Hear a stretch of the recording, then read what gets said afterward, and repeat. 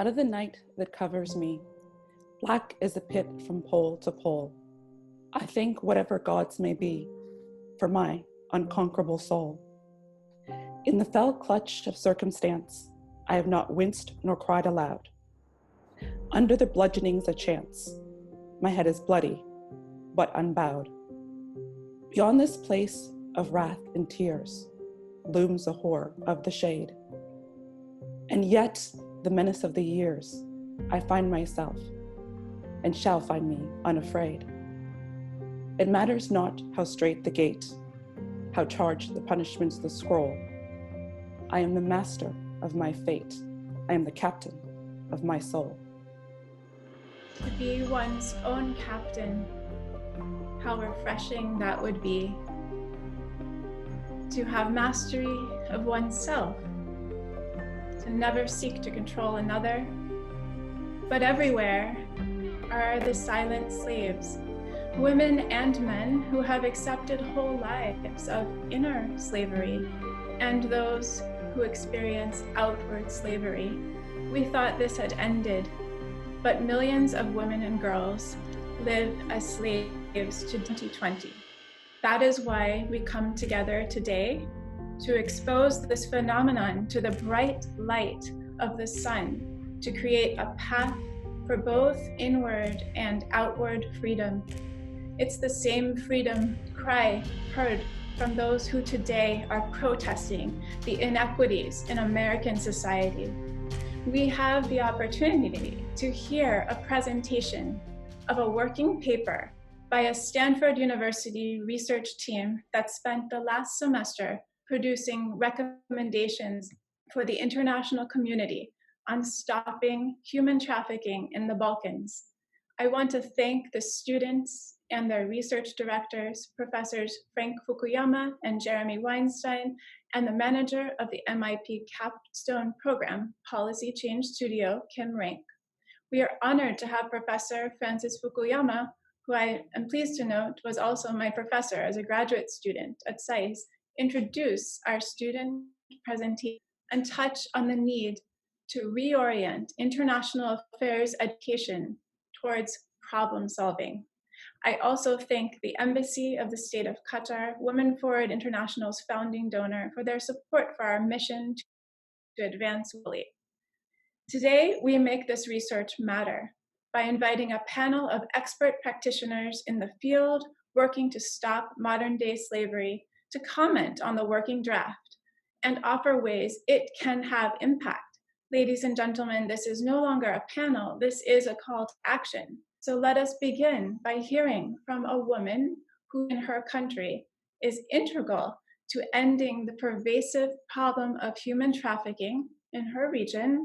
Her organization believes in diversity and aims to engage women from all over the world.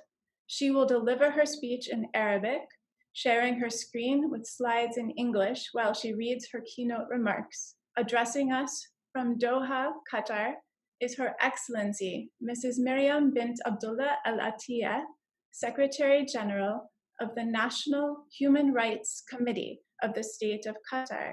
Your Excellency, the floor is yours. Hello and good morning for everyone. I am Miriam Al Attiyah. I will read by Arabic.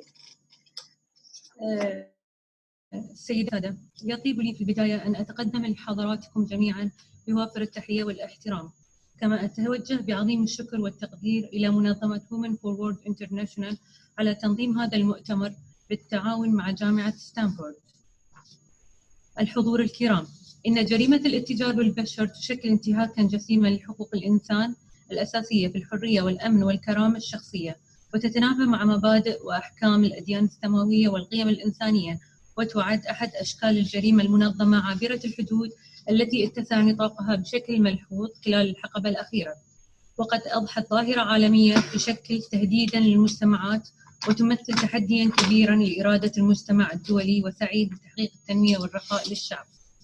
يشهد اهتماماً متزايداً على جميع المستويات المحلية والإقليمية والدولية لمكافحة هذه الظاهرة والتصدي لها بوصفها شكلاً خطيراً من أشكال الاسترقاق العالمي الجديد ونمطاً مأساوياً من أنماط العبودية. إن اللجنة الوطنية لحقوق الإنسان في دولة قطر في إطار دورها لتعزيز وحماية حقوق الإنسان وحرياته الأساسية لا تألو جهدا في مكافحة الاتجار بالبشر من خلال المطالبة بسن التشريعات التي توجه هذه الظاهرة، فضلا عن قيام اللجنة بعقد العديد من الندوات وورش العمل للقائمين على تنفيذ القوانين وغيرهم، بالإضافة إلى الحملات التثقيفية والتوعوية وإصدار الكتيبات والمؤلفات المتعلقة بالاتجار بالبشر. كما تقوم اللجنة برصد أي حالات تتعلق بالاتجار بالبشر وترفع التقارير والتوصيات للسلطات المختصة بالدولة لمعالجة هذه الحالات وحماية حقوق المتضررين من هذه الجريمة، وعقد الشراكات مع الجهات المعنية بحقوق الإنسان. ومن خلال رصد اللجنة لجهود دولة قطر في هذا الصدد، فإن دولة قطر تولي اهتماما كبيرا لمكافحة جريمة الاتجار بالبشر وإرساء الإطار القانوني والمؤسسي الوطني ودعم جميع الجهود الوطنية والإقليمية والدولية لمكافحة هذه الجريمة وما يرتبط بها من ظواهر مثل العمل القسري والرق المعاصر وعمالة الأطفال. ودعمت دولة قطر خطة عمل للأمم المتحدة لمكافحة الاتجار بالبشر منذ إطلاقها، وتواصل وبشكل فعال مشاركة من المجتمع الدولي في التصدي لهذه الجريمة من خلال المصادقة والانضمام إلى العديد من الاتفاقيات الدولية ذات العلاقة، حيث انضمت إلى اتفاقية مناهضة التعذيب وغيرها من ضروب المعاملة أو العقوبة القاسية أو اللا إنسانية، واتفاقية حقوق الطفل لسنة 1989، والبروتوكول الاختيار لاتفاقية حقوق الأطفال بشأن بيع الأطفال أو استغلالهم في البغاء والمواد الإباحية لسنة 2001. كما انضمت إلى اتفاقية الأمم المتحدة لمكافحة الجريمة المنظمة عبر الوطنية لعام 2000، وبروتوكول الأمم المتحدة الخاص بمنع وقمع ومعاقبة الاتجار بالأشخاص وخاصة النساء والأطفال. وعلى المستوى الوطني قامت بإعداد استراتيجية وطنية لمكافحة الاتجار بالبشر للسنوات 2010-2015، حيث أصدرت القانون رقم 15 لسنة 2011 الخاص بمكافحة جريمة الاتجار بالبشر، الذي يجرم كافة أشكال وأنماط الاتجار بالبشر. كما تم إنشاء اللجنة الوطنية لمكافحة الاتجار بالبشر التي تقوم بدور المنسق الوطني لرصد ومنع ومكافحة هذه الظاهرة. وركزت الخطة على الوقاية والتوعية وتدريب العاملين بمختلف فئات المجتمع وتوفير الحماية والرعاية للضحايا والمرافقة القضائية لمرتكب الجريمة، وتم إنشاء دار الرعاية الإنسانية. إن نجاح المؤتمر الدولي في مكافحة الاتجار بالبشر لن يتحقق إلا من خلال معالجة الأسباب الحقيقية المؤدية إلى هذه الظاهرة، سواء الاجتماعية والاقتصادية والثقافية والبيولوجية والسياسية وغيرها. وختاما أشكر لكم حسن الاستماع، كما أشكر جميع القائمين على تنظيم المؤتمر، وأتمنى أن يحقق أهدافه المنشودة. Thank you. Thank you very much, Your Excellency. Thank you for all that you are doing to end modern-day slavery, especially for women and girls in your region. I would now like to turn to the student team to present their working paper and research from this semester. It's called Recommendations for the International Community on Countering Human Trafficking in the Balkans. I'd like to introduce Professor Frank Fukuyama, who will introduce the team and their presentation. Thank you very much, Kent. It's a great honor to be able to have our students present at Women Forward International.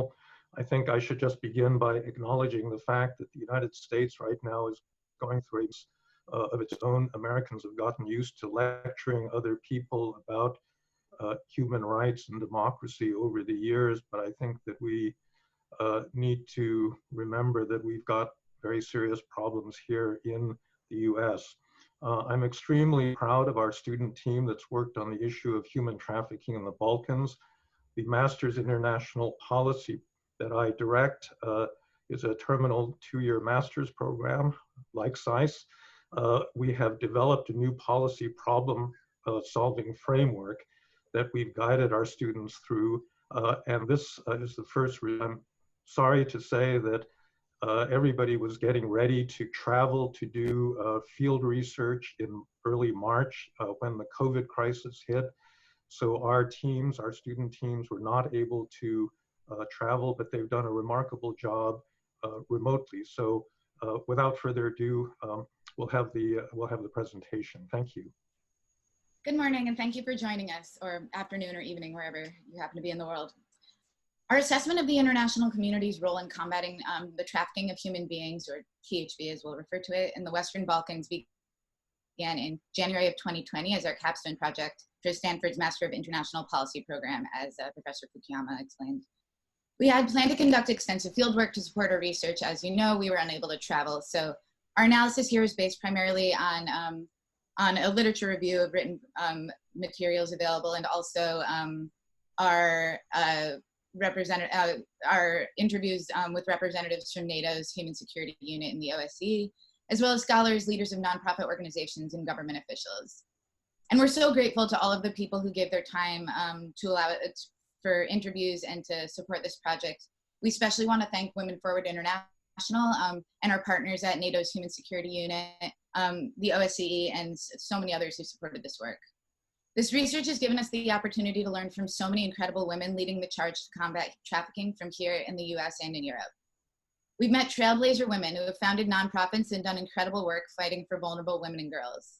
It's been particularly meaningful to conduct this important work in the midst of the global COVID-19 crisis, which has laid bare deep global inequalities and widespread suffering across the world. I want to take a moment to acknowledge the unrest happening right here in the United States in response not only to the murder of George Floyd by police, but to this country's long history of state-sanctioned violence against Black and Brown people. This moment illuminates the urgency of need for systemic change to promote justice in this country and around the world. We recognize the urgent need in particular for action to combat human trafficking and are proud to be able to contribute to the important work being done in this space. Today, we'll start by identifying the problem and main causes. Then we'll discuss our solutions and what would be required for implementation. Our project examines potential steps NATO's Human Security Unit and other international organizations can take to combat human trafficking in the Balkans. We narrowed our scope to address the lack of prosecutions of human beings for sexual exploitation in the Western Balkans. While traffickers subject victims to a range of other types of exploitation in the region, the majority of trafficking victims have been women and girls trafficked for sexual exploitation. We narrowed the geographic focus to the Western Balkans, consisting of Albania, Bosnia, Croatia, Kosovo, Montenegro, North Macedonia, and Serbia, because the region is a migration route where sexual exploitation is particularly prevalent. Prosecutions provide an indication of a state's willingness and ability to detect and investigate trafficking crimes, as well as the efficacy of legal systems in delivering justice. THP prosecutions are consistently low across the country. Focusing our problem definition on increasing prosecution across the region gives us a trackable metric by which to measure progress. We identified three major causal pathways contributing to the problem. Widespread poverty in the region enables trafficking in human beings to proliferate. These dire economic conditions are largely a legacy of armed conflict across the region in the 1990s. The region has seen a spike in irregular migration over the past decade. The main land route to Western Europe used by refugees fleeing armed conflict in Africa and the Middle East passes through the Balkan Peninsula. As border security in Western countries has tightened, thousands of refugees are stranded in Balkan countries. The region is also home to tens of thousands of repatriated nationals who fled the wars in the 1990s to resettle in countries that now belong to the EU, but now that the conflict has subsided, they've been deported back. Romani ethnic groups in the region who have endured centuries of oppression experience disproportionate levels of poverty. These vulnerable groups are frequent targets of exploitation. Second, the inability of law enforcement to identify victims contributes to the lack of prosecutions for THP cases. There are not safe channels to report trafficking cases in many countries, and cooperating with police investigations can be dangerous for victims. In many parts of the region, resources and protection for victims are lacking. And it's frequently the case that victims face criminal penalties for acts committed as a result of being trafficked, like prostitution. Third, another critical cause is simply the low capacity to prosecute these cases. While all Balkan countries have laws criminalizing trafficking, prosecutions are rare and sentences for perpetrators are often cut short. In many countries, there are few law enforcement and judicial personnel who are specially trained and designated to handle trafficking cases, which are sensitive and complex. Our interventions chose to target the second two causes, victim identification and the low capacity to prosecute. Addressing the needs of vulnerable populations in the region, while critical, is the 6-month project. Jill will discuss our first solution. Thanks, Julie. As just mentioned, one of the problems we identify lies in detecting, investigating, and prosecuting trafficking cases, which requires specialized knowledge, expertise, and effective coordination across law enforcement bodies, nonprofits supporting victims after trafficking, prosecutors, and judges. It is often the case that the governments in this region do not have sufficient public attorneys in prosecuting trafficking cases. In the meantime, however, these cases sometimes will require more hearings than other kinds of crimes. Another thing to flag here is the first row in this chart shows is that the lack of coordination between local law enforcement bodies and the judiciary could be a hurdle to effective enforcement of trafficking laws. According to the U.S. State Department 2019 Trafficking Person Report, the inconsistent application of the law has led to acquittals and weak punishment for traffickers. Moving to the second row here, the problem becomes more severe in the Western Balkans, where one of the worst legacies is indeed the super decentralized governance structure. According to our interview with one former IOM chief on mission in Bosnia, traffickers could simply reside in a different canton in Bosnia to avoid punishment.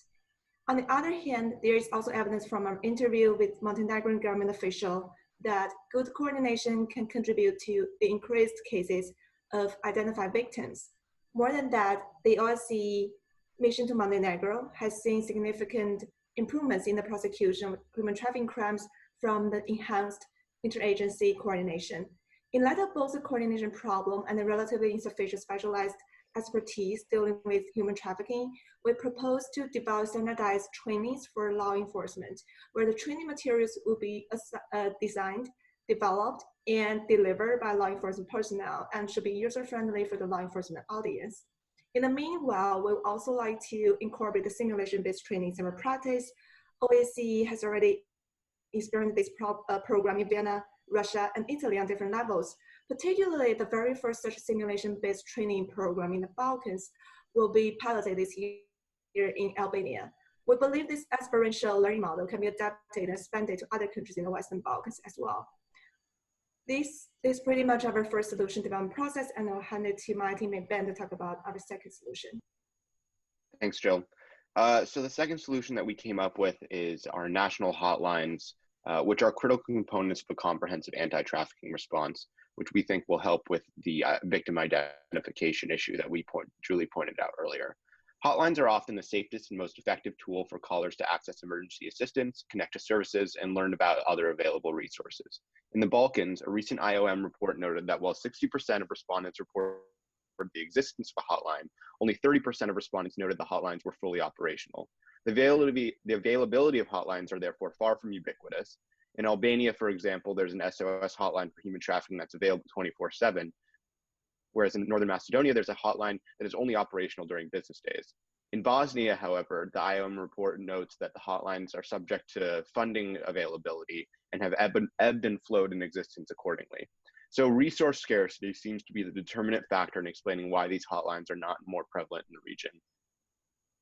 And as gleaned discussions both with operators on the ground in the region and in the US and UK, these hotlines are a resource-intensive tool requiring in-depth knowledge of data science, social service, and legal structuring system and nation.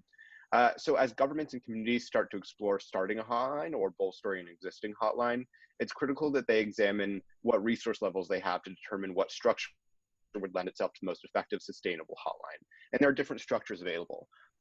So some are run by the government in coordination with NGOs, and some are run by NGOs in coordination with private actors, and always connections to law enforcement so that their services can be handed off efficiently. So given that, there's diversity in model, but there are characteristics that we believe should be the sort of guideposts for what these hotlines should look like in the region. One is steady funding. They need at least a 5-year commitment from funding so that there's confidence that their ability to last in the long term. The second is organizational stability, meaning that they have procedures in place to protect victim identification. And third, and most important, is trust from the served population. This means reaching out to the community, a PR campaign, and much, much more, which I believe Chelsea will touch upon next. Thank you, Ben. I'd like to close our presentation by discussing how international organizations can assist national governments and NGOs in implementation of these solutions. Our research and interviews highlighted how imperative it is for nations to prioritize these solutions first in order for the international community to tangibly get involved. We hope that international organizations will leverage their role as forums for nations to discuss these solutions and the great work against human trafficking that is already going on in the Balkans. They could provide diplomatic support to the nations who are already working on this at annual anti-trafficking conferences, or provide opportunities for multilateral discussions and closed-door meetings where in a region of the world where bilateral meetings, though great in this scenario, might not be possible. Implementation will then depend on the stipulation of each country's national action plan against trafficking, the current state of counter-trafficking efforts in the country, and national culture. From our interviews, we learned that there's not a shared understanding between law enforcement and prosecutors in the region that it is the state's responsibility to provide justice and compensation to victims of human trafficking. But we had the privilege to speak with a number of women and men in the Balkans who are spending their entire lives fighting to end trafficking in their countries. So our report offers a baseline implementation strategy for each nation's anti-trafficking coordinator office to consider as they move forward with counter-trafficking solutions. Each nation will first need to identify target demographics for solutions and then adopt one or multiple messaging campaigns to reach these audiences, implement the solution, and evaluation. This is where international organizations really have the opportunity to get involved. Groups like the OSCE, IOM, and UN can provide, vet, and translate training materials and send training facilitators to work with governments in the Western Balkans who are trying to implement these trainings. This will decrease startup costs. They could also support the creation and dissemination of materials for media and information campaigns to build credibility of the solutions. However, some of these collaborations may need to be done behind the scenes as different groups like NATO or the UN stir up different responses among local governments from country to country. Finally, an organization like Council of Europe, we think would be well positioned to conduct an impact evaluation with the work they're already doing in the Balkans, or THB. Combating modern-day slavery depends on collaboration between national governments and the international community for funding, resource sharing, and iterating on solutions to ultimately increase prosecutions of traffickers and protect victims. We hope that the international community will take our recommendations to combat trafficking in the Western Balkans under consideration. Thank you. Thank you very much to the Stanford team. We would now like to turn our attention to the international community and the role of women in anti-slavery action. I'm going to ask each of our panelists in this session to answer the following questions. How does this study benefit your work and vision? What steps might you take as a result of reading this study? Tell us about a real experience you have had in this arena that is illustrative of the importance of this study. And do you have questions for the Stanford University team? They can field them during our Q&A session at the end. With us on this panel is Ms. Claire Hutchinson, Special Representative for Women, Peace and Security at NATO in Brussels, Ambassador Sarah Mendelson, Distinguished Service Professor of Public Policy and Head of Heinz College in Washington, D.C., Ms. Morgan Nico, Criminal Justice Officer at the United Nations ODC Human Trafficking and Migrant Smuggling Section. Let us begin with Ms. Hutchinson. The floor is yours. Thank you very much, and I want to thank Women Forward International for hosting this and for being a partner with us on this journey. And thank you to the students. Thank you for all of the work that you put into your research. I found it really interesting, really enlightening to read your comments. And what was really interesting for me primarily was looking at you have come upon what we have identified as root causes in terms of both gender inequality being the driving force to sex trafficking, which is where we as NATO have primarily looked at. I'm interested in your recommendations. As you know, some of them are not necessarily within line of how NATO would work, but they're very interesting in terms of where you're looking at international organizations working together. And I think that is key to the work that we will be pursuing over the next year on how do we work with our international on making sure our policy, which as you know, we will be updating, and we will be certainly looking at some of the information in your report. So I want to thank you.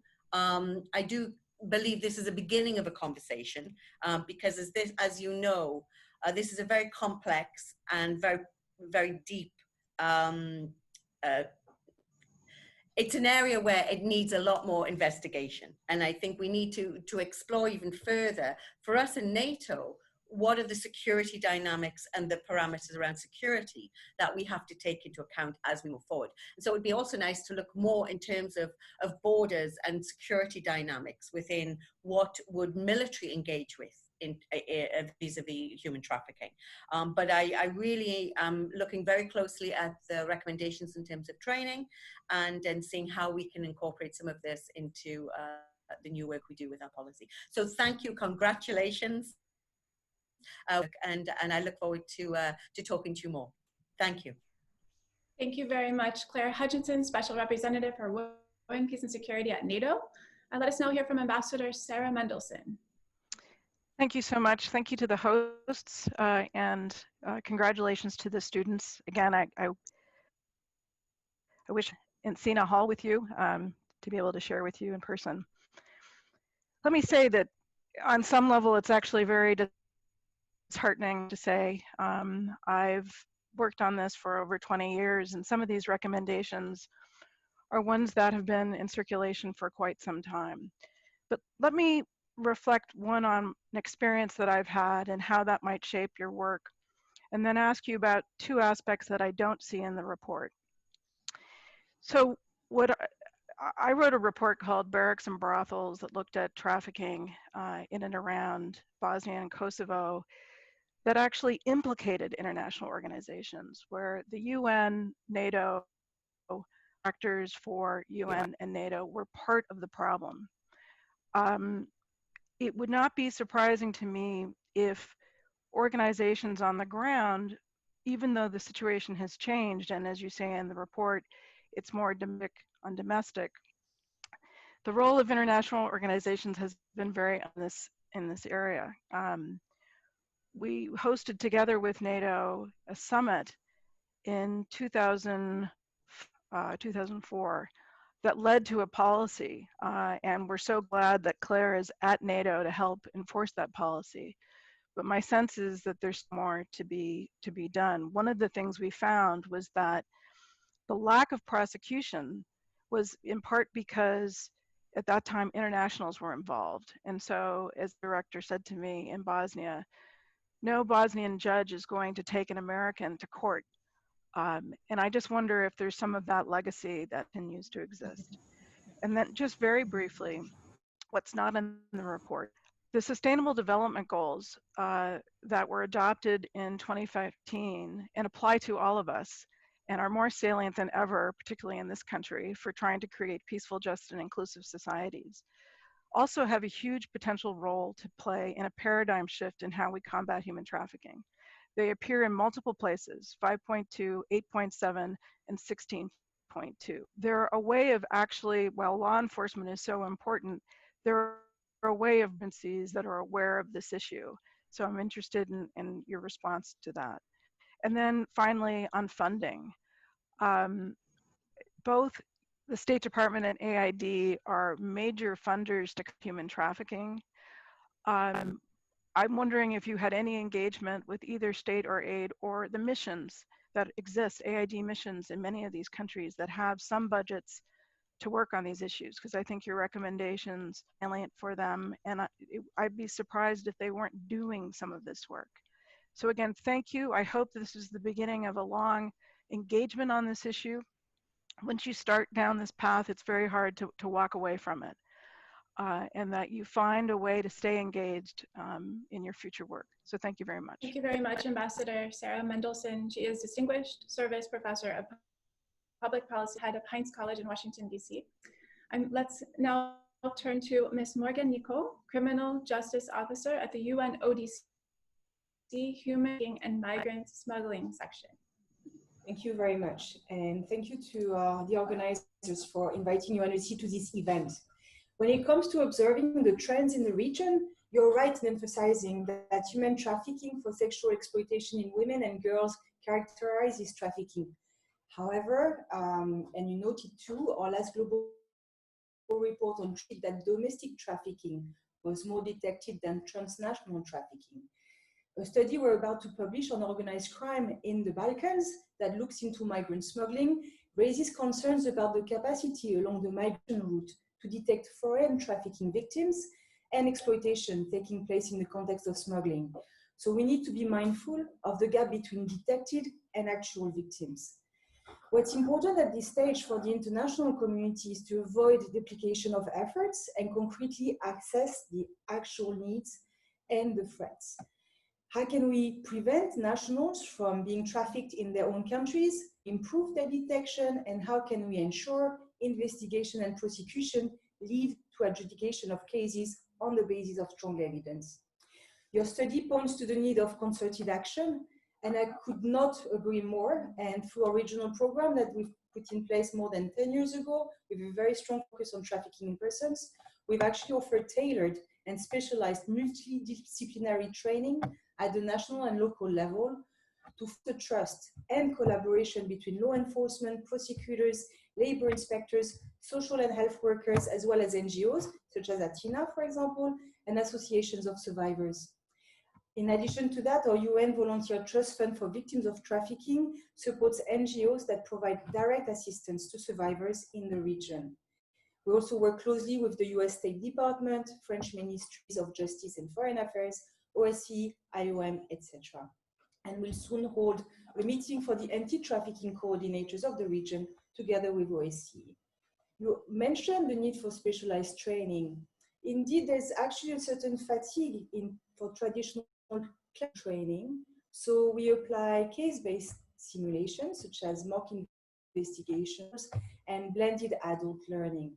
Our publicly available Trafficking in Persons Knowledge Portal also provides access to national legislation and case law from around the world that we tap into with practitioners, for example, to assist them in building evidence for such cases and putting an end to impunity.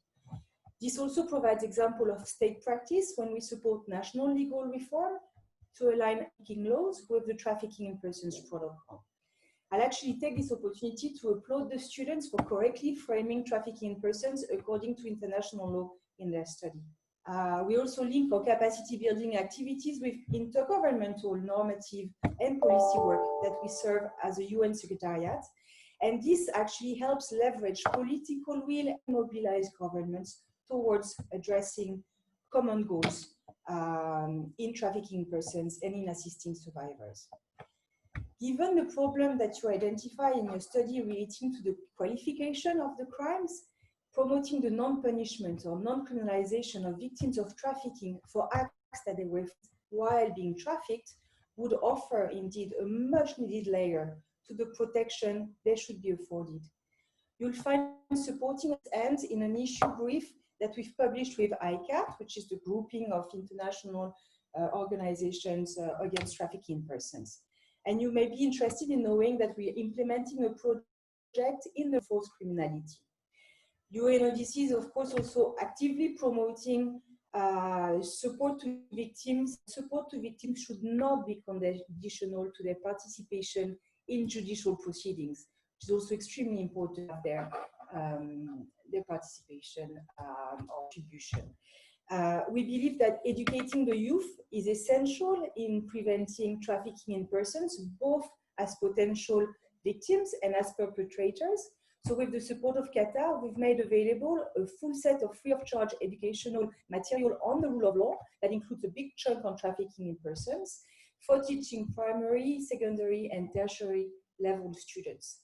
So in this context, the opportunity to be with you today and provide direct feedback to the work you have conducted is very welcome. Thank you. Thank you very much, Ms. Morgan Nico. She is Criminal Justice Officer at the UNODC Human Trafficking and Migrant Smuggling Section. Thank you, our panelists. We will have time for those questions to be answered by the students and for our outside audience to write in questions in the chat, in the Q&A box and your Zoom at the bottom of your screen. So please feel free to start preparing and writing in your questions. I'd now like to turn it over to my colleague, Wesley Spencer, WFI Director of Strategic Development and Arts Partnerships, who will introduce our guest artist and spotlight speaker today. Wesley. Thank you, Kent. Hello, everyone. Today it is my honor to introduce two dynamic women working in the fight against human trafficking and modern-day slavery. First up is our featured artist, Kay Kernish.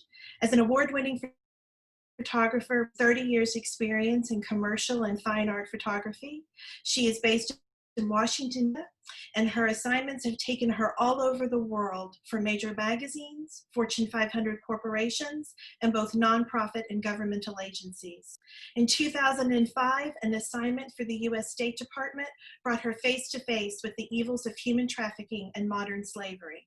Challenged and appalled by this human rights atrocity, working with individual survivors and anti-trafficking organizations in cities around the world. She developed an innovative approach using collaged and constructed imagery that dignifies trafficked persons and reframes how their stories are portrayed. To broaden the scope of her project, Kay founded Artworks for Freedom in July 2011 to use the power of art in all its forms to fight modern slavery. It is with great pleasure that I present to you today our featured artist, Kay Kernish. Kay, the floor is yours. Okay, hello everybody. Thank you, Wesley. So thank you, and it's an honor to be here today. 15 years ago, I met a woman who had lost her daughter, this woman. She was from Nepal. When her daughter was just 13 years old, she and a friend were lured from their village by a smooth-talking trafficker who promised them all sorts of fun and adventures, schooling, money, in short, a better life. This is the common theme that entraps and enslaves millions of people around the world. And it applies whether it's in Nepal or in India or Brazil or the United States or the Balkans. It's what makes human trafficking so pernicious and so difficult to combat, so difficult to prevent. I'm still haunted by the faces and the situations I encountered back then. I was completely gripped by the subject. But the more I learned, the more uncomfortable I felt shooting in this documentary photojournalistic style. I had no way of knowing if these girls had been trafficked and what brought them to this place. At this Saturday market in Turin, Italy, I had no way of knowing if this was a brothel madam out shopping with her 3 girls or a mother out shopping with her 3 daughters. For me, the questions were both aesthetic and moral. How do you make visually compelling images of something you can't see? How do you make visually compelling images that don't feed into society's voyeurism and judgment? How to make them tell authentic, not sensationalized stories? And to do that without re-exploiting and stigmatizing the very people I want to help. To have access, I started working with NGOs that provide services and a safe environment to trafficking survivors. Basically, I got buy-in from the survivors themselves, and that was key. I actively listened to their stories, and from their words, I constructed these fairly abstract, non-representational images. They're constructed photographs that are more about universal themes like deception, powerlessness, fear, betrayal, escape, but also resilience and courage. My idea was to get at the subject from inside. And while we can't really know what it's like to be trafficked, we can relate to having been betrayed or deceived or feeling powerless, even desperate. This body of work, Bought and Sold: Voices of Human Trafficking, was exhibited throughout the Netherlands in partnership with a Dutch NGO in 2009 and 2010. I saw how powerful the response was, and I thought, why not invite other artists working in other disciplines to address the issue of human trafficking? That was the genesis of Artworks for Freedom. We are a unique nonprofit, and we use all forms of artistic expression to raise awareness and engage people in the fight to end trafficking. We believe that awareness is the critical first step in preventing this largely invisible crime. Our multifaceted arts campaigns and exhibits are carried out in partnership with local artists, civic and business associations, NGOs, educational institutions, and grassroots communities, grassroots community groups throughout the US and overseas. We've built a coalition of artist activists whose amazing work provides different entry points into what is admittedly a dark subject that most people don't want to know about. But we believe art can crack open people's hearts, a catalyst for change. It creates empathy and helps us see our shared humanity. By authentic retelling of survivors' stories, we are also able to amplify their voices and make their experiences to a large audience. Because we want people to know that trafficking is happening all around us, we make the work accessible to everyone with large outdoor installations. We want to capture everybody, we want to capture everyday people just going about their business and not just appeal to a gallery-going arts crowd or to anti-trafficking people who already know what a terrible thing human trafficking is. The idea is really to broaden the audience, to seed the ground. Believe it or not, this fabulous mural series was created by 17 and 18-year-old artist apprentices in an after-school program in Brooklyn, New York. They started out with all the usual cliches, but they did a tremendous amount of research about trafficking in New York and in the US. And they came to see human trafficking quite differently and produced these original and stunning images. We also offer very powerful work by survivors themselves, including this series of drawings by a Cambodian farmer trafficked onto a Thai fishing vessel and held at sea for 3 years before he managed to escape, only to be resold to a palm oil plantation and held for another year. Our most ambitious offerings are perhaps in the visual arts, including a dance suite that we commissioned called Strong in the Broken Places. It uses the ancient Japanese art form of repairing broken ceramic as a metaphor for what trafficking victims and survivors go through and how they come out stronger and more beautiful than the original. Molly Gotchman's Red Sand Project is a great example of a participatory arts event. It asks people to pour red sand into sidewalk cracks, making their own art while making visible all the invisible, marginalized, and exploited people at risk of being trafficked. Another popular initiative is our Golden Doors to Freedom project.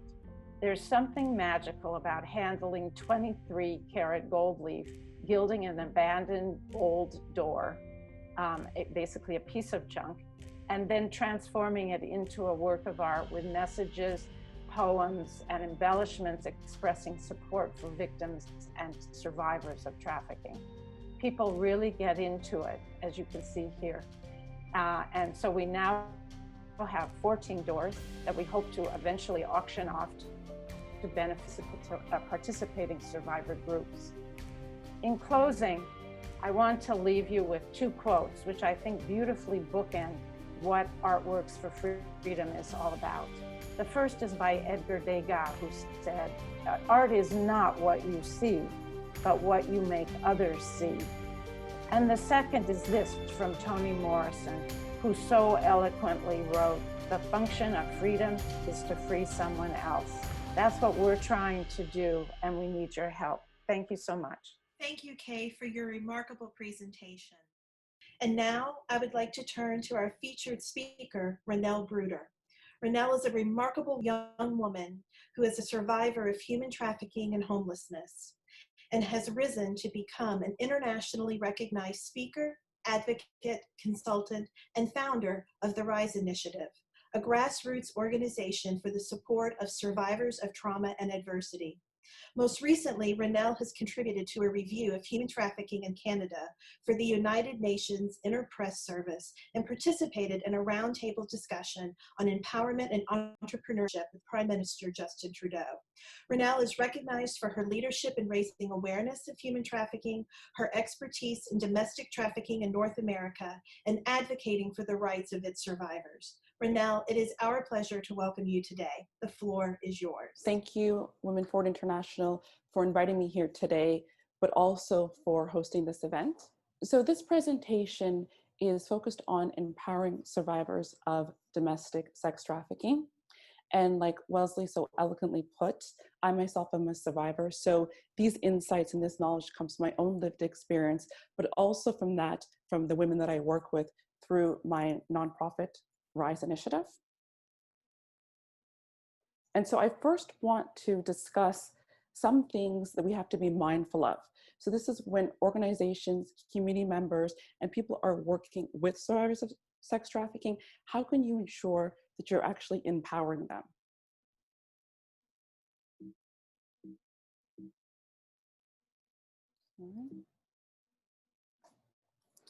So first off, you want to be careful not to cause harm. So there's two different ways in which this can happen. And I want to just by saying, this is not intentional. This is not an intentional way of trying to harm or de-empower survivors, but often people do this. And one is with something called interrogation methods. So this is asking a survivor to retell their story over and over. Often this is necessary because different agencies and different people working need to know what happened. But this process is re-traumatizing the survivor. It's asking them to relive some of the most horrific experiences of their life over and over and again.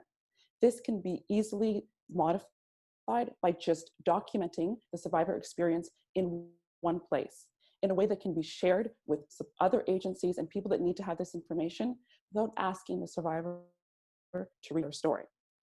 Secondly, the rescue. This is the rescue mindset where a lot of people, again, with the best of intentions, want to come in and rescue survivors, to save them.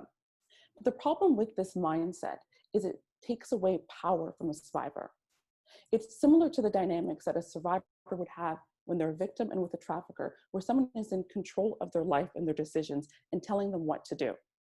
So it's not about trying to rescue somebody. It's about trying to help them and work alongside them in rebuilding their lives.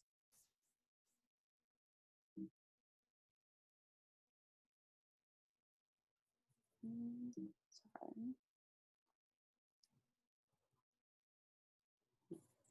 So what can you do? What can you do that is beneficial and also helpful for survivors? Using a trauma-informed approach. And I love this guiding principles. This is from the Substance Abuse and Mental Health Service Administration. And it highlights 6 guiding principles. I'm going to go through these very, very quickly, but I still want to highlight each one. Safety. So always creating a safe place for survivors. That is probably the key, most important thing. Coming from a situation and circumstances where your safety was constantly at risk means that a survivor needs to know they're safe before they can open up or before they can start to move forward. Trustworthiness and transparency. Transparency is key. If you want to create that trust between a survivor and an agency, law enforcement, they need to know that they can trust you. Peer support. Employing and helping uplift other survivors to become survivor leaders so they can then work with and help other survivors navigate the system. I've had the opportunity to help mentor other survivors and help create peer support programs here in Toronto, Canada. And I can tell you that the impact that this has on survivors, having somebody that has this similar lived experience with them, helping them, guide them, is profound. Collaboration and mutuality. And I think that's probably a running theme through everything when it comes to empowerment is you're doing something with somebody. This is a collaboration. It's not telling someone how to do it or what they should do. Empowerment and voice and choice. So always allowing and creating space for survivors to raise their voice and be empowered. And lastly, cultural, historical, and gender issues, ensuring that all programs, all services are culturally relevant and culturally appropriate.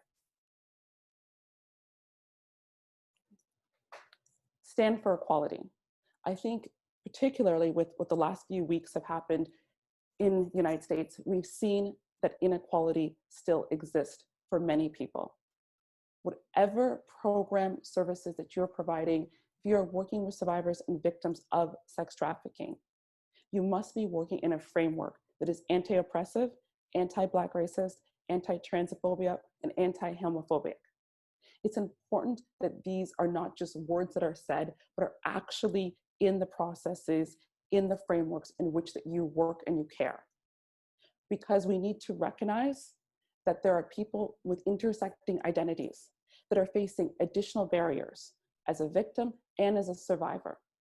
And if we want to support them and want to empower them, we need to acknowledge these and embrace them.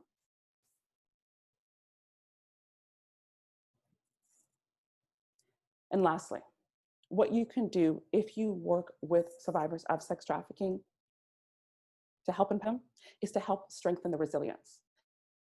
I want to say that survivors, just by the mere fact that they are a survivor, means they are resilient.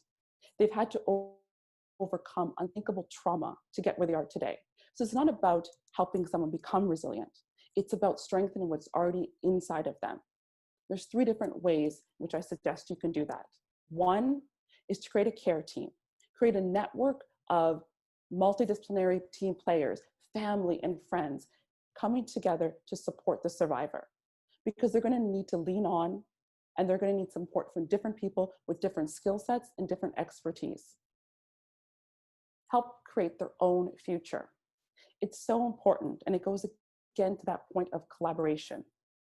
Is every survivor has their own voice, their own choice in how they want to live their life. If that might be going back to school, it might be gaining a skill set.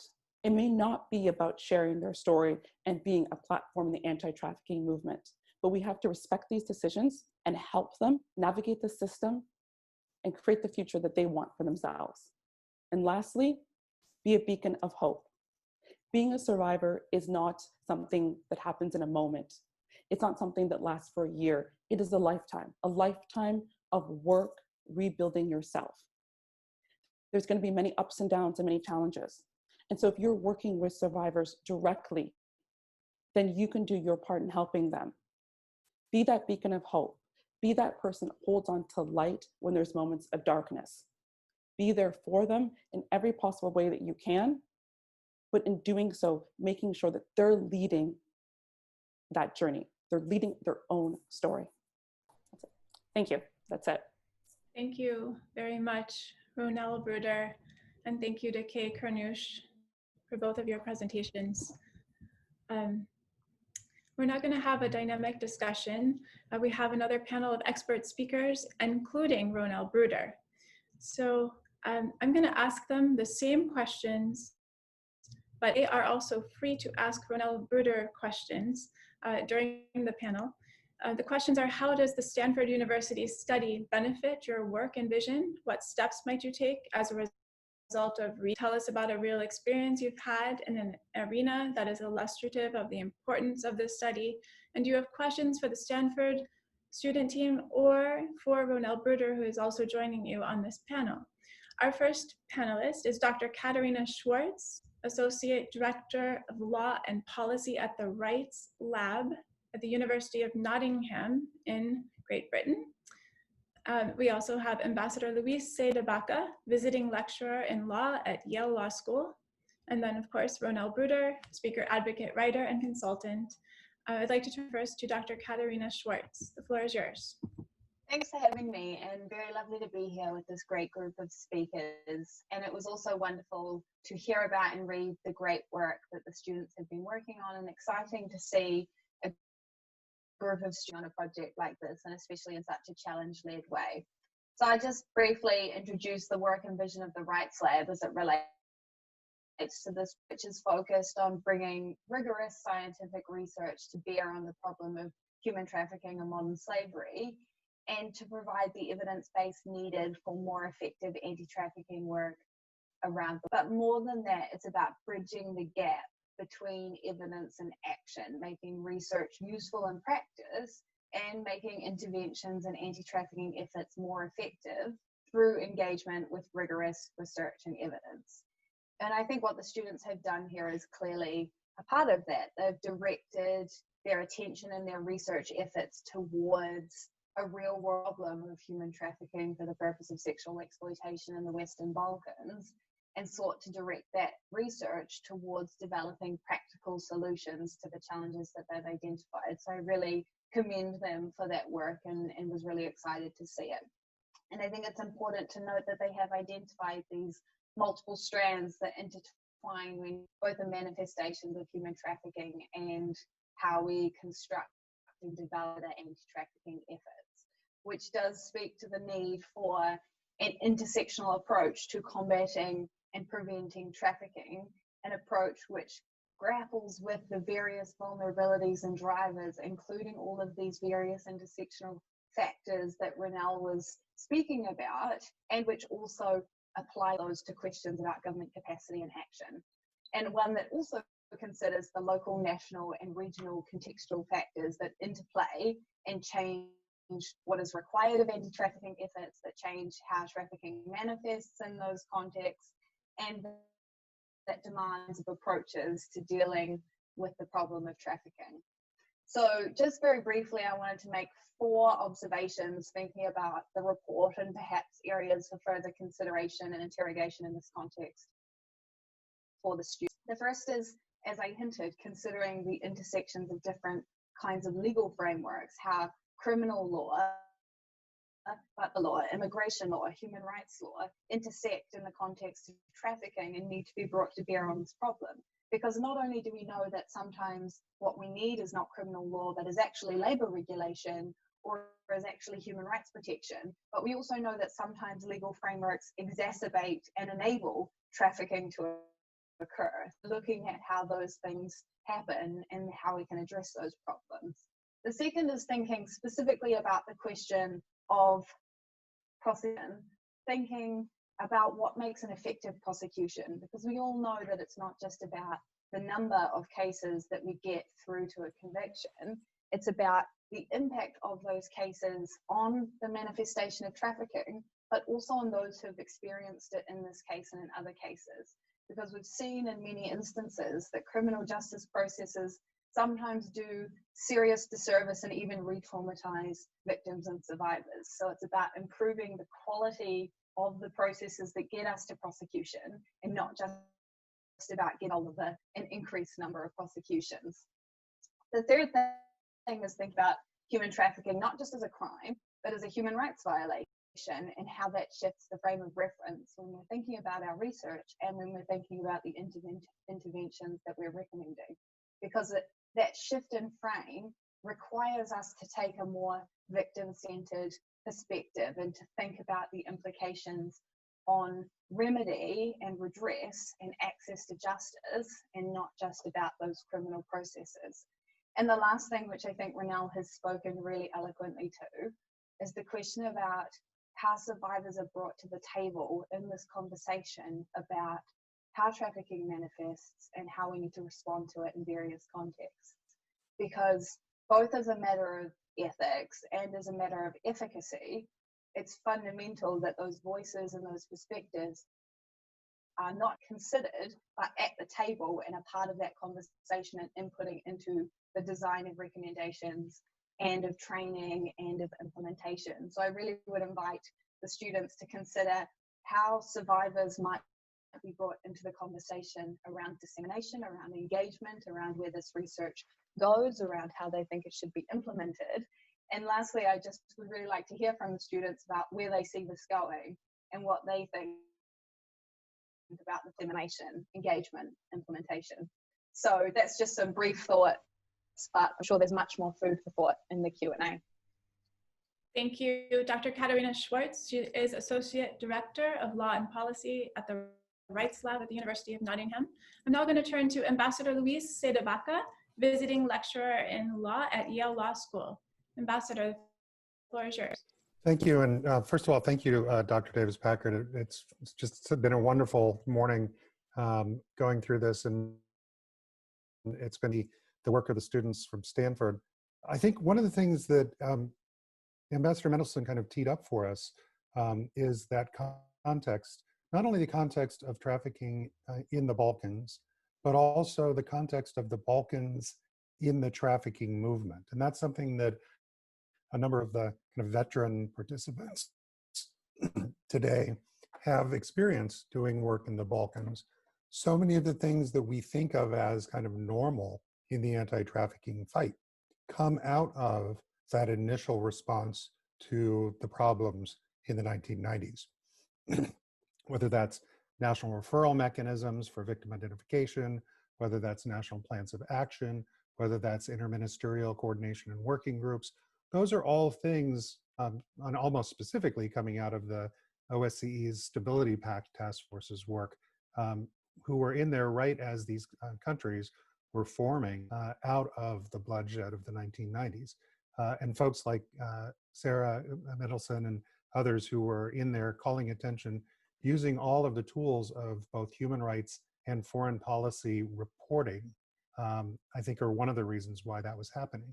But then the question is, if we have all of these things, if the NRMs and the working groups and the plans of action, if those all come out of the Balkans, if the legal breakthrough, probably one of the important cases in international law in the last 20 years, of the Focha decision, which very much starts the conversation about rape as a weapon of war, women who are being held in servitude for sexual servitude, especially in the war zone, that win at the ICTY and these policy and procedures that are put into place, and fast forward 20 years later, and we're talking about why there's a problem with treatments. And so rather than thinking of that as a way to just give up, I'm going to actually posit a couple of things and then want to throw it back to the students. As far as how do we deal with kind of this centrifugal force, or centripetal, I'm never sure what's centripetal and centrifugal, but whichever one it is. The Balkans are building on a legacy of the Ottoman slave trade, of Ottoman law, of exploitation and colonization by the Austrian Habsburgs, and then a very autocratic Yugoslavian communist government, which does not necessarily bring us to that I think that we recognize is what is going to work best to the degree that a policing style is going to work at all for trafficking victims, but one that is going to work better for trafficking victims. That's not necessarily what we see in the historical legacy of the last 1,000 years in the Balkans. And so I look at that as an opportunity, not only, frankly, to try to improve the prosecution of trafficking cases, but in some ways to, through the creation of these simulation-based trainings, the different trafficking specialist units, et cetera, that the students have suggested, that actually can start to train a cadre of law enforcement, a cadre of prosecutors who are actually thinking about victim witnesses in a very different way.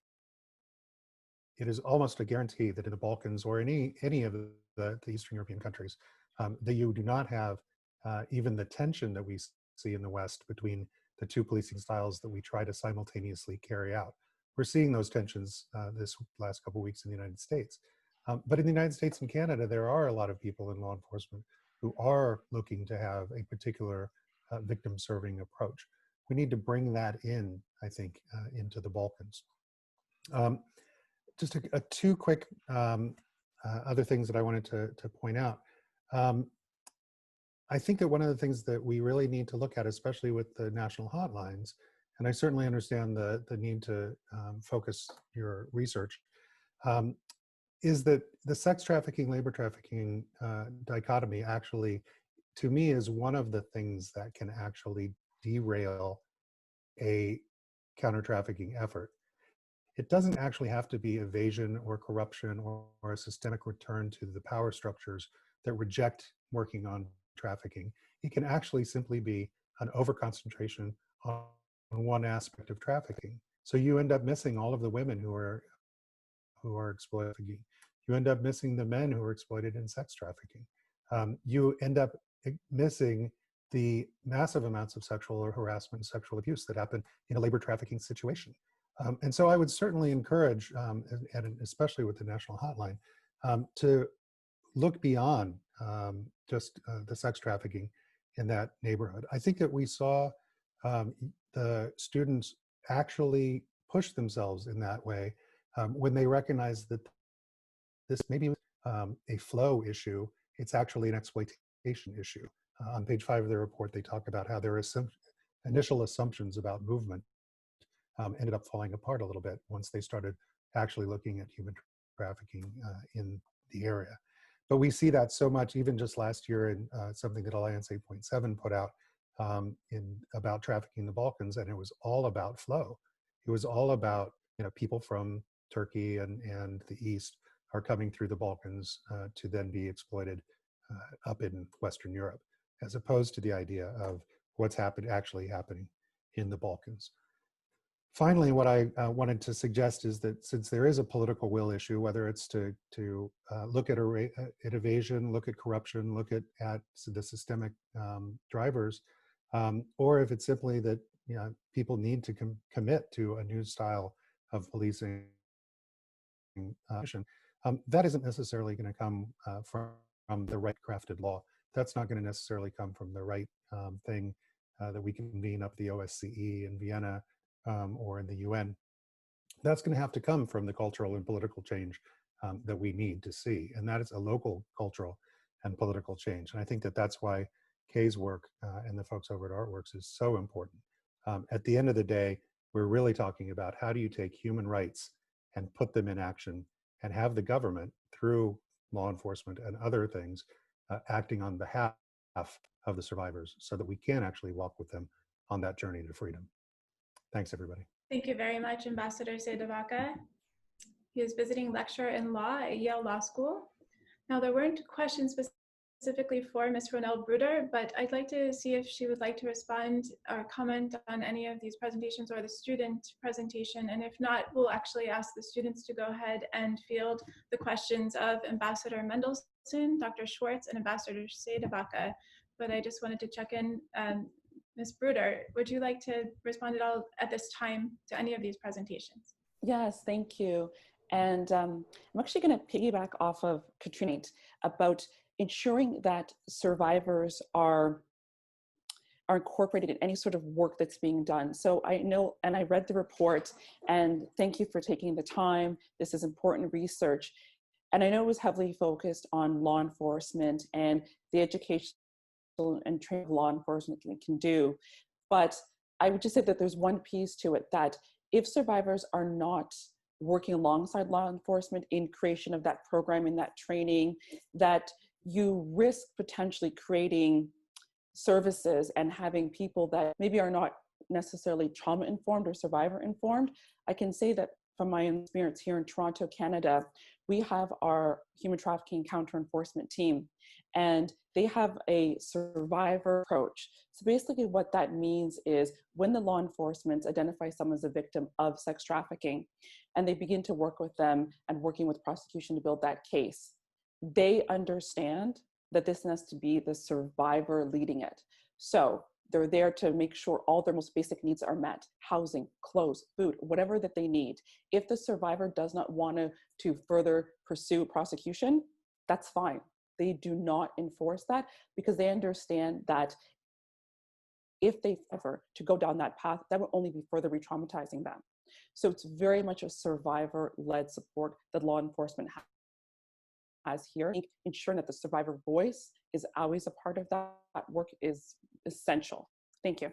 Thank you, Ms. Ronelle Bruder. I'd now like to turn to the student teams, and please feel free to field any of the questions that you were asked by the panelists, including Ambassador Mendelsohn, Dr. Schwartz, and Ambassador Sedevaka. Would the Stanford team like to field any of those questions? Sure, I'll start. We're so grateful to all of you. This is really incredible feedback. We're humbled that you took the time to really read deeply into our report and give us such comprehensive feedback. So thank you so much. I guess I just want to start by responding to the presentation and commentary of Ms. Bruder. Thank you for your insights, and I think it illuminated for me a lot of the need to just go through this work and really rework it to center survivors, and to think about some of the language we're using in the way we talk about survivors. We refer to them as victims in the report, and I think so this shift to survivor-centered and survivor-led being a main focus of everything we suggest is really important, and just highlights the, like you said, the strength and resilience of the people who've been through this ordeal, and just their critical role in informing any type of intervention. So thank you for that, and that's something that we have a lot of reflection to do around. So then I guess I'll just address the rest of the feedback in chronological order in which we received it, and then my teammates will follow up with their commentary. So to Claire Hutchinson, so we did, as you know, NATO's Office of Women, Peace and Security was a critical partner in doing this research, and we recognize the importance of incorporating military and security into this work, and mostly just because of the incredible resources and organization they bring to bear, the different state militaries and NATO forces. And I think maybe we weren't able to find in enough detail to arrive at in enough detail any tangible role that we felt confident presenting here. But one idea that we did consider was just the role of militaries in collecting information and centralizing information and communicating across borders to help law enforcement kind of track these perpetrators. And we envisioned something modeled after the Joint Intelligence, Surveillance, and Reconnaissance Program that NATO employs for law enforcement. So that's just one idea we had, but thank you. That's definitely something that we should consider. Ambassador Mendelssohn's, thank you for your commentary.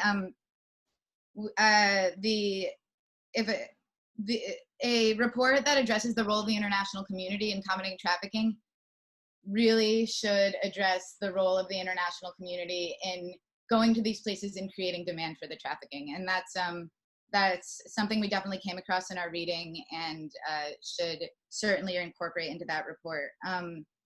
We didn't encounter so much information about, we encountered the role of foreign forces in creating demand, but not so much in actual perpetration of assisting these criminal networks, and we look forward to reading the report you referenced that you wrote about that. Also really essential to incorporate the UN Sustainable Development Goals, so thank you for that.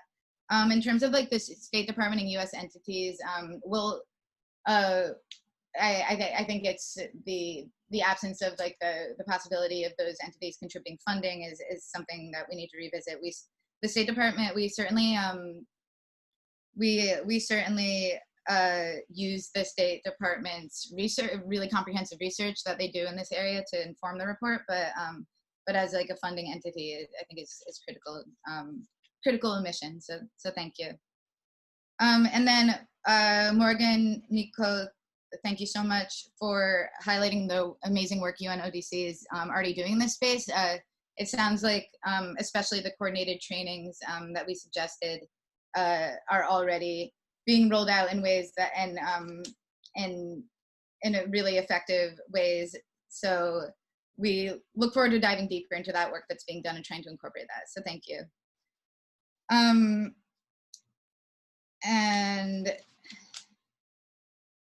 And Dr. Schwartz, we appreciate the you pointing out just the need to have a more intersectional approach. The report is very law enforcement focused, and I think that's something that that we need to take a step back and consider more how these different agencies, especially like labor, play enforcement, and it kind of goes back to Ms. Bruder's comments about these interventions just being trauma informed and trauma focused, and not and being conscious of processes that may re-traumatize victims. And I think a more holistic look at all of the different entities and agencies that that play a role in combating trafficking is really important. So thank you. And Ambassador Dabaka, I think we touch upon the history of the region and how trafficking has just been so trafficking of human beings has just been so deeply embedded in that region for so long. But I think like we just give it a very cursory treatment, and I think really going into that would be important. So so thanks for that suggestion. And we also this idea of like the shift in mindset from to see trafficking human beings as a human rights violation. I wasn't sure if it was Dr. Schwartz or Ambassador Dabaka that suggested that, but I think that's really important. And in like the messaging around these issues, that's something that Boris Kopik at OSCE brought up to us, that people just don't there's just kind of like a lack of a public conception of survivors as rights holders under international law and under the international laws codified in domestic laws, and that a cultural shift and mindset shift among the public and especially among decision makers is critical. So I think our interventions should at least in part aim at kind of targeting that. So thank you.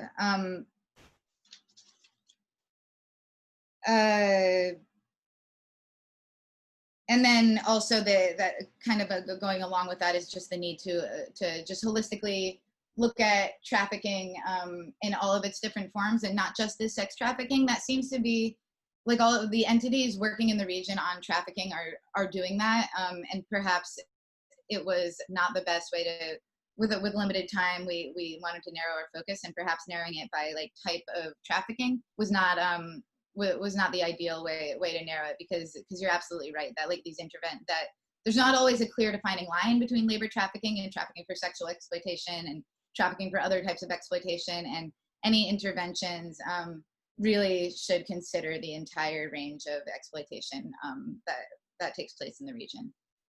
So thank you so much again. This is really, really helpful feedback. And does anybody have anything to add? I'll add very briefly. Thank you everyone for your presentations and your feedback. There's an audience question on how we view raising awareness or what can be done in the Balkans. And Ambassador Mendelsohn, to your point about what U.S. aid is doing in the region or the State Department, U.S. aid has a Balkan media like strengthening program that's going on right now. And Ms. Chernish, to your work, I think it really is important in these societies where maybe free speech isn't is censored often by the government in terms of participatory work and art installations and media, that these collaborations and these efforts can kind of go hand in hand. And so maybe there's more room for us to address that in our report and look outside at the box of these different efforts that are already happening. Thank you very much, Chelsea and Julia. Anyone else on the Stanford team like to field the questions? You've all very thoroughly answered them. So, okay. I just also want to acknowledge Kay Chernish's work. It was really beautiful. Thank you for sharing it, and thank you for the great work you do. Thank you very much to the Stanford team. We have a few very interesting questions from the audience. One of them, we have time for just one, and I think this is the most compelling that summarizes a lot of other questions. So it is from an anonymous attendee. Let's see, do your scholars agree with Ms. Kernush that awareness is the most important element necessary to stop trafficking? Letting who know is the most essential to stop the trafficking? Who would like to field that final question before we come to our closing remarks? Please go ahead, Ambassador Mendelsohn, and then we'll go to Ambassador Sedabaka. Well, we may have the same point. I think having young people, for example, understand and know where their food is coming from, or the clothes that they're wearing, that there's a huge opportunity, particularly around the SDGs to raise awareness so that there's consumer demand for slave-free goods. That when we get to a point where people really want to know, is the shrimp, the coffee, the chocolate, the cotton, is it slave-free, that can help turn this around. And so awareness plays a huge part, but a lot of other pieces are in there too. Lou? Yeah, I mean, I obviously, you know, awareness is just so critical. Even in an autocracy, we see that autocratic regimes have to be, in fact, maybe they're even more aware of the feelings of the population than democracies sometimes are, because democracies have the election day that they look at. So there's no government in the world that is not constantly looking to see what people care about. And if people kind of care about this, or care about it a little bit, or are moved only when they see it, but aren't thinking about it in the kind of what do I think is important? Is this just something that happens to those Roma? And I don't really think about the Roma because there's just the kids that bother me at the train station. You know, that type of thing is, I think, what a lot of times happens in Eastern Europe. It's kind of out of sight, out of mind for a lot of folks, because it's being defined in so many people's minds as a problem of migration, a problem of the other, a problem of the very reason that the people in those communities are vulnerable communities to begin with. They are excluded. And I think that to me, one of the things that's so important about, you know, and I won't go with, is it the most important versus some other most important, but it's absolutely critical, because you're not going to have the weight of society in the various ways that actually then make change. Policies, laws, capitalist responses like putting out slave-free goods and things like that. None of those happen unless people are demanding it. And so I think that's the thing. The other thing, of course, is if you don't amplify the voices, survivors will always be victims, because you basically don't give people a opportunity. You know, Vanek Prum, who was a Tip Report hero, I was so glad to see that Kay Chernish had put his art up. If people were not actually amplifying Vanek's voice, he would be a guy who went home after failed migration who's good at art. And that would have been sad. He would have been good because he got home and saw his family, but it would have been a lost opportunity. So the fact that we can amplify his voice puts upward pressure then on Thai Union and the other fishing companies. They have to deal with him. They have to see and hear his voice. Thank you very much. Thank you to all of our speakers. We are now going to hear closing remarks from Claire Hutchinson, Special Representative for Women, Peace and Security at NATO. Ms. Hutchinson. Well, thank you. And thank you to all. This has really given us a lot of food for thought. As I mentioned earlier on, we will be updating our policy, our NATO policy on combating trafficking in human beings. This is a policy that we've had since 2004. But I think what we're hearing from you collectively, and what we're also thinking about, is what have the changes been in the last few years, and how do we bring connection to the policy so that it has resonance for our NATO allies and partners. And one area that we're very interested in is how is COVID, and I know one of the questions had been on this, how has COVID impacted in terms of the future economically, the challenges we're going to have internationally in terms of a tight and different economy, in terms of the gender inequalities that have been exacerbated by COVID, and we've seen this. How does that all interplay into the new horizons, into what happens next? And I think a couple of areas that we're very interested in is what we've talked about today, but bringing all of these new aspects to update our policy. Trafficking, we have focused primarily in NATO on sex trafficking in our previous policy, but trafficking, no matter what it is, it's heinous. Trafficking in human beings is abhorrent, and it should not be something that is permissible, and that we need to bring into play the awareness raising around this, how we as NATO allies look to combating this, and what do we do to raise awareness within ourselves and our community about this. So this conversation has been very useful. Again, thank you to the students for all your work on this, and we'll certainly be taking on board not only the research, but the conversation we have. And we do look forward to maybe having more of a discussion on this as we move forward into our policy, looking at renewing our policy last year. So I just want to say thank you. And thank you to you, Ken. Thank you for this. It's been a real pleasure getting to meet you all, albeit virtually, and hopefully one day we can meet actually in real life.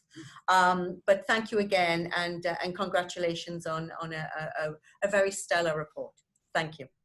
Thank you to Claire Hutchinson and to the courage you have demonstrated to speak out about modern day slavery and to end it.